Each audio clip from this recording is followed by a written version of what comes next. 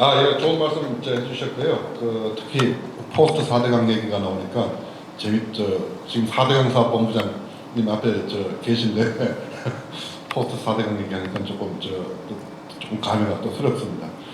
자, 그러면은 두 번째 토론자를 모시겠습니다. 호남대 이승희 교수님. 앞에 마이크가 있으니까요. 사용해 주시고.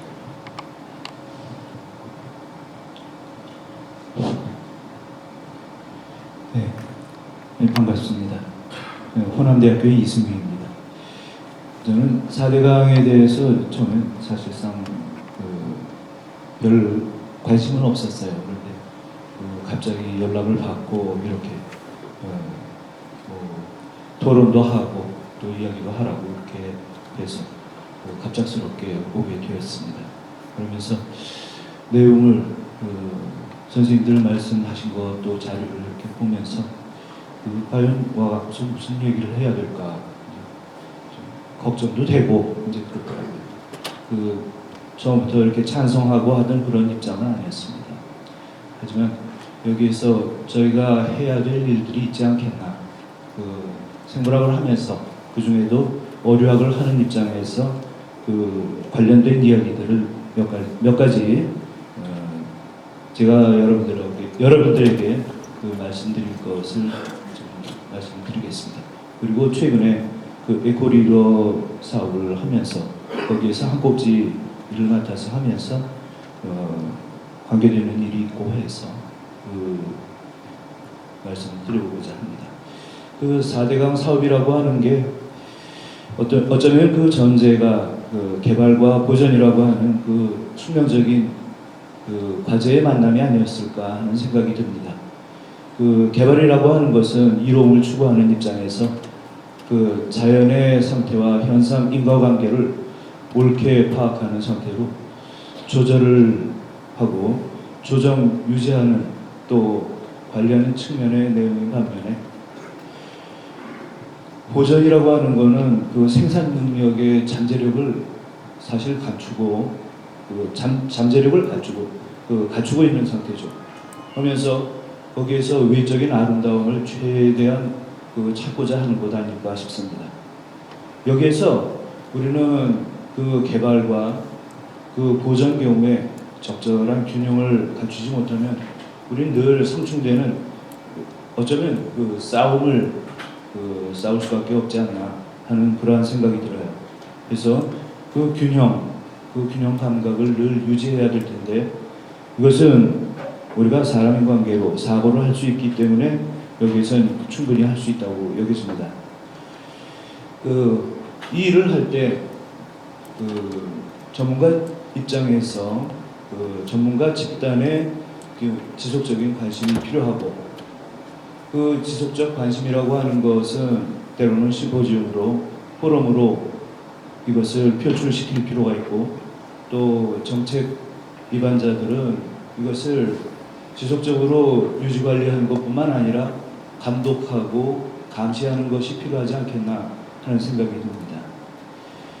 이 4대강 사업 경우에 또 하나 생각해 보고자 하는 것은 강을 죽인다기보다는 강을 살리려고 하는 노력의 모임이라고 결집이라고 생각이 돼요. 하지만 실제 자연 상태의 하천에게 주어지는 영향은 인위적 요인이 상당히 많이 주어지는 이상 어떤 방식으로든 거기에 역기능이 주어질 수밖에 없다고 여겨집니다.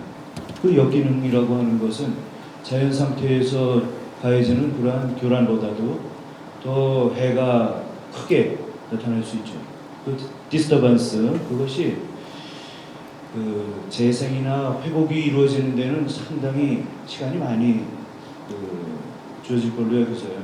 맨 마지막 발표자로 아까 나와서 이야기한 신 박사가 시간을 좀 상당히 많이 필요로 한다라고 했던 내용의 발표 그것이 좀 와닿는 그런 상태로 여겨집니다. 생태계의 경우에 거기에서 짧은 시간이 아니라 생태계의 순환이 옳게 이루어지기 위해서 저도 이제 모니터링을 하는 것이 이제 중간중간 있었는데 그 철거를 하고 하는 그와 같은 것을 해본 결과 그때 생물상이 뭐 거의 나타나지 않고 심지어는 무척추동물까지도 나타나지 않고 하던 경우가 있었어요. 그랬다가 제일 처음에 개척 단계에서 하등한 것들부터 시작해서 물고기까지 나타나는 것이 1년 내지 1년 반 정도면 찾아되는 것이 있었는데 아마 요번에 그 4대강 사업을 지도하게 된다면 그보다는 시간이 훨씬 더 많이 걸리겠죠.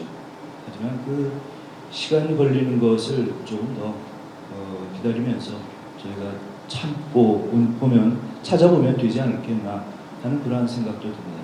물론 거기에는 그것뿐만 아니라 그 대체할 수 있는 공간 그것이 더 필요할 것으로 여겨져요.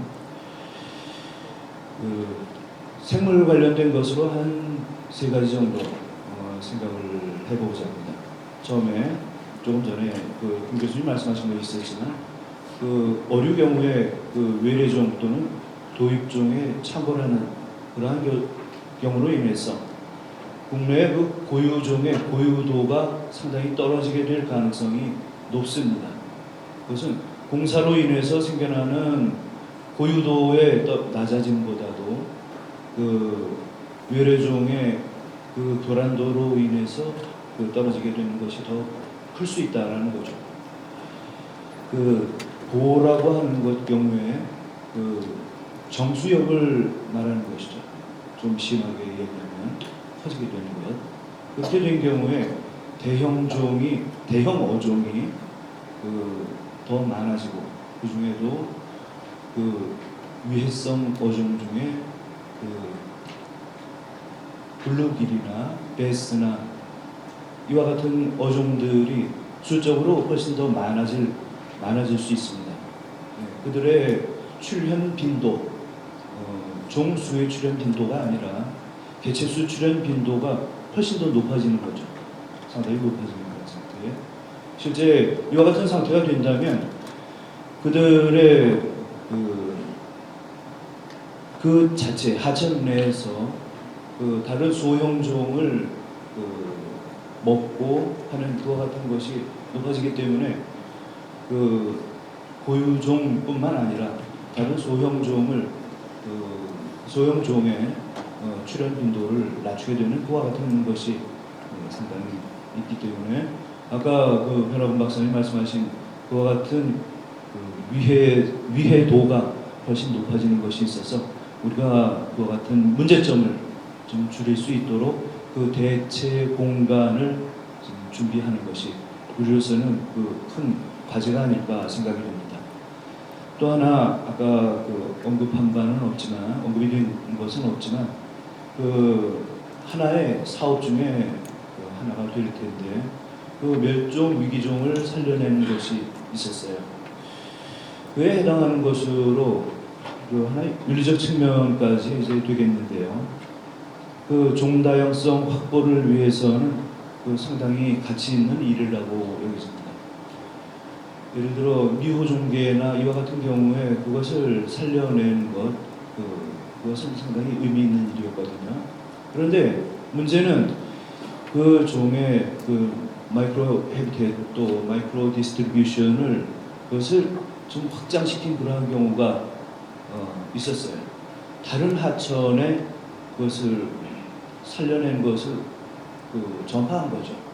이와 같은 경우에는 그 종을 살려낸 것까지는 별 문제가 없었는데 그것이 다른 곳에 엉뚱한 곳에 옮겨진 것 경우에는 문제가 된다라는 얘기죠. 그래서 그런 경우에는 그 전문가 집단의 철저한 감독이 필요하지 않겠나 하는 얘기입니다. 마지막으로 유량과 또 수산학 측면에서 유량은 이제